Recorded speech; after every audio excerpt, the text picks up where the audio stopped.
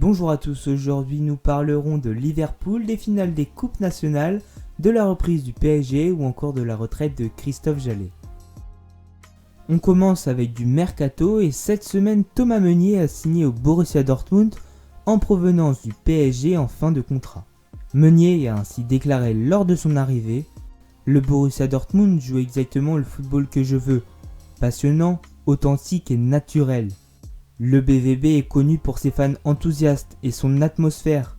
Je suis ambitieux et j'aimerais gagner des titres avec Dortmund. » Liverpool a enfin été sacré champion d'Angleterre ce jeudi soir suite à la défaite de Man City face à Chelsea. Le dernier titre du club en Première Ligue remontait à 1990, soit il y a 30 ans. Le quotidien L'Équipe a publié ce vendredi 4 pages qui résument le bilan des Reds de cette saison. Le club, les joueurs et même le staff ont fêté cela sur les réseaux sociaux. Les supporters, eux, étaient en totale euphorie jeudi soir dans la ville, comme vous pouvez le constater sur ces images. Noël Le Graët, président de la FFF, a confirmé les dates des finales de Coupe de France et de Coupe de la Ligue. La finale de la Coupe de France opposant le PSG à Saint-Étienne se jouera le vendredi 24 juillet au Stade de France. La toute dernière finale de Coupe de la Ligue opposant le PSG à l'OL se jouera elle le vendredi 31 juillet au Stade de France. La jauge maximale de supporters au sein du stade sera de 5000 personnes. Cependant, le président de la FFF veut remplir le stade à hauteur de 30% de sa capacité. Le calendrier de la fin de l'année pour l'équipe de France a été publié. La France jouera 8 matchs pour finir son année 2020 entre le 5 septembre et le 17 novembre. Elle commencera donc à affronter la Suède dans le cadre de la Nations League le 5 septembre, puis enchaînera le 8 septembre contre la Croatie à domicile.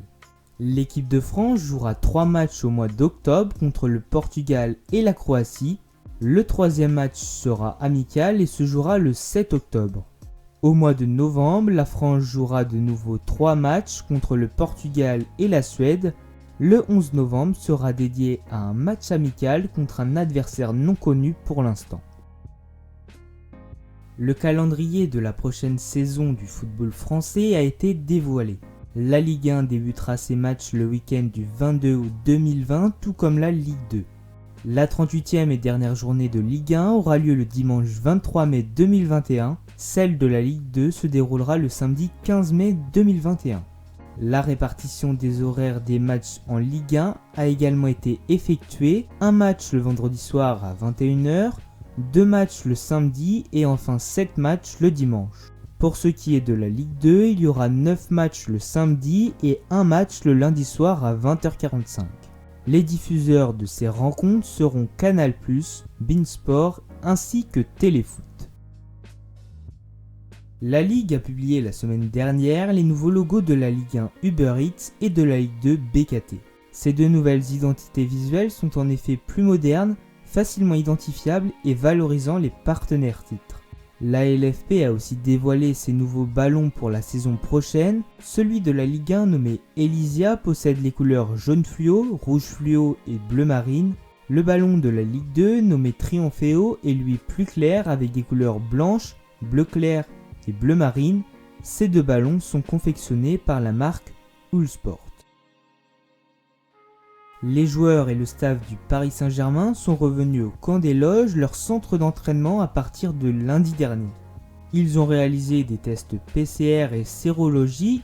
4 cas antérieurs au coronavirus ont été détectés, dont 3 joueurs et un membre du staff dont on ne connaîtra pas leur identité. Ces personnes avaient présenté les symptômes pendant la période de confinement. Ils ne sont aujourd'hui plus contagieux et reprendront leur programme d'entraînement, précise tout de même le communiqué du club. Les joueurs du PSG ont repris ce jeudi les entraînements sur terrain, mais par demi-groupe seulement. En effet, ils doivent préparer les 2 finales nationales ainsi que les quarts de finale de la Ligue des Champions. Christophe Jallet a décidé d'interrompre sa carrière à l'âge de 36 ans après son ultime étape à Amiens. Une large interview lui est accordée dans les pages du quotidien L'Équipe et voici ses quelques réponses. C'est une fierté immense d'avoir pu porter le maillot de mon pays avec 16 sélections et un but. C'est ma plus grande réussite.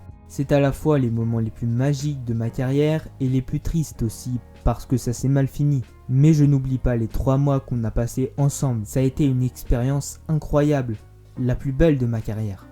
Même s'il a un caractère bien trempé, c'est un immense champion. Il a réussi à en faire progresser plus d'un dans notre équipe et aussi à nous faire gagner des titres. Je vous remercie d'avoir regardé cette vidéo, abonnez-vous en activant la cloche, likez, commentez, partagez et je vous dis à la prochaine pour une nouvelle vidéo sur les foot de l'actu.